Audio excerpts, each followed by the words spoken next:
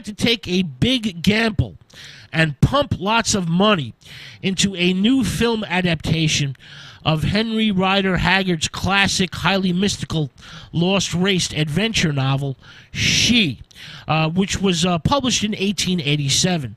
H. Rider Haggard's book was the central model for the lost race subgenre of fantasy and science fiction. She is filled with knotted eroticism. She is fascinated by ruins, ancient civilizations, immortality, and reincarnation. The author, H. Rider Haggard, had a powerful imagination and was a gifted storyteller, and his heated, male-submissive Victorian libido creates spellbinding narratives. H. Rider Haggard's novel had already been filmed many times before, but Hammer decides to do a big-budget remake. There's a 1908 one-reeler of She from the Edison Company. There's a two-reel 1910 version from American Biograph. There's another version in 1911 from the Tannhauser Film Corporation. A big-budget 1917 version from Fox with long-forgotten silent screen vamp Vanteska Sarat was promoted in publicity posters and lobby cards as the Vampire Woman. There's also a 1925 independent film starring the lovely Betty Blythe with intertitles that were actually written by H. Rider Haggard himself just days before his death. And there's a massive Art Deco version made by RKO in 1935 with Randolph Scott, Nigel Bruce, and Helen Gahan. Gahan plays the beautiful, cruel, and immortal Aisha. The 1935 version features amazing sets. Now, the Hammer version, directed by Robert Day, 1965, will be the first film Hammer decides to build around a female star, the tall and statuesque Ursula Andress. Now, the movie opens in Palestine just after the Great War, and, three buddies, three lovers of adventure, Leo, played by John Richardson, Holly, played by Peter Cushing, and Job, played by Bernard Cribbins, are basically enjoying themselves at a bar and getting into mischief when a sultry and mysterious woman, Ustane, played by the Spanish actress Rosenda Monteros, approaches them. Unknown to the three British buddies, Ustane secretly serves Aisha, She, played by, of course, Ursula Andress. She is also known as She Who Must Be Obeyed and She Who Waits. Ursula, She, is the undying eternal queen of a lost city known as Kuma, somewhere beyond the Negev desert in Israel. Ustane Monteros recognizes Leo, John Richardson, as the reincarnation of Queen Aisha's long-dead lover, Callicrates. Aisha had slain her lover 2,000 years earlier in a jealous rage. But this undying queen, Ursula Andress, still longs for him anyway. Ustane's story basically lures the British trio into the desert in the quest for the lost civilization. Finally, after many hardships, the three searchers entered the lost city of Kuma, just as the eternal queen, Aisha, Ursula Andress, had been planning all along. Complications arise when Ustane falls in love with Leo. He's entranced by Aisha. The eternal queen, She Who Must Be Obeyed, wants the reincarnation of her dead lover to join her in eternal life by stepping into a magical blue flame. But her high priest, Balali, played by Christopher Lee, is jealous and wants eternal life for himself.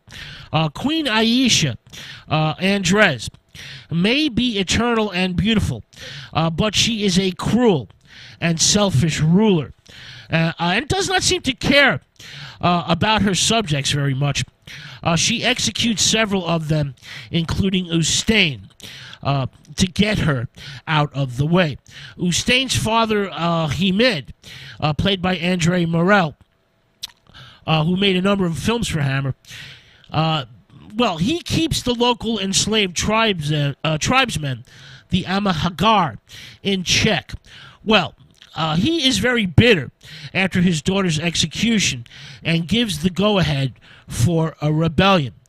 There's a struggle between Leo, Bilali, and Aisha.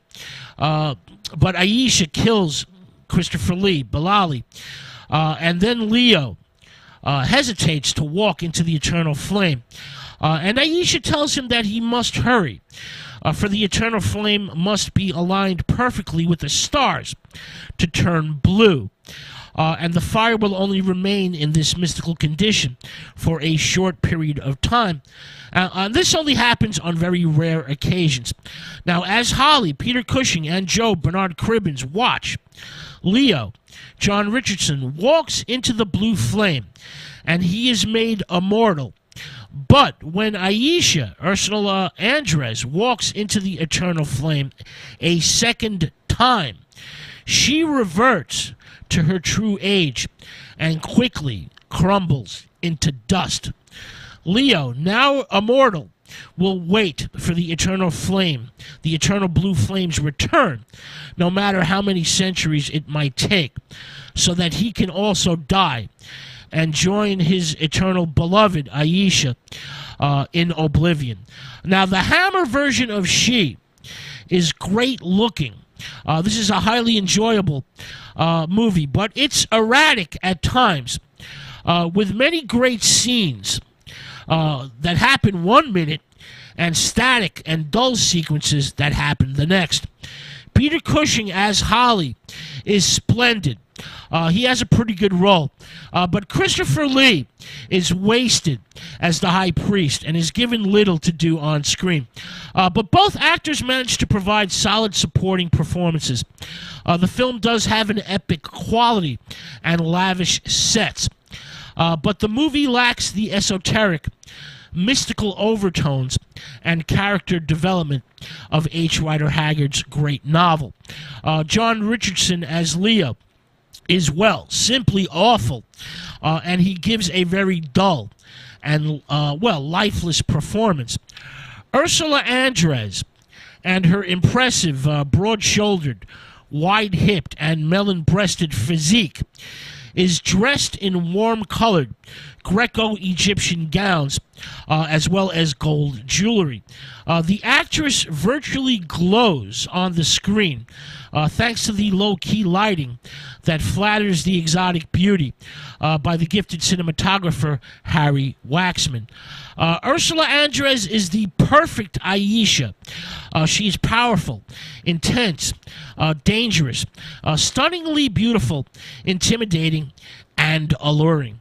Sadly, Hammer chose to redub her slight Swiss accent in post-production, with actress Monica van der Sal providing the voice. This was a mistake and throws the picture off a bit. Nevertheless, She makes lots of money and propels Hammer in a new direction. Hammer glamour. This is from the mid-1960s to the early 1970s. Adventure and horror films that spotlight and star beautiful women. 1,000,000 Years BC, 1966, with Raquel Welch, was the first movie in this new Hammer cycle. 1,000,000 Years BC was, of course, a mega hit that shoots Raquel Welch into superstardom. Now, a sequel to She, known as The Vengeance of She, was made in 1968, starring the Zoftig, and I'm sure utterly delicious, Olenka Barova. This was made on a smaller budget, but The Vengeance of She did pretty well at the box office. Now, I'm a very big H. Rider Haggard fan. I have many of his novels, We here at the Mysterious Angel Archive, God Rock Radio Archive, have many first editions of H. Rider Haggard, and I've been reading him since I was a teenager, and he really is a great writer. I highly recommend the romantic fantasies. They're, well, kinky in spots. Haggard was a, well, masochistic male submissive, and, well, his psychosexual prose is very, very interesting. So I highly recommend you check out H. Rider Haggard. All right, now after the Sublime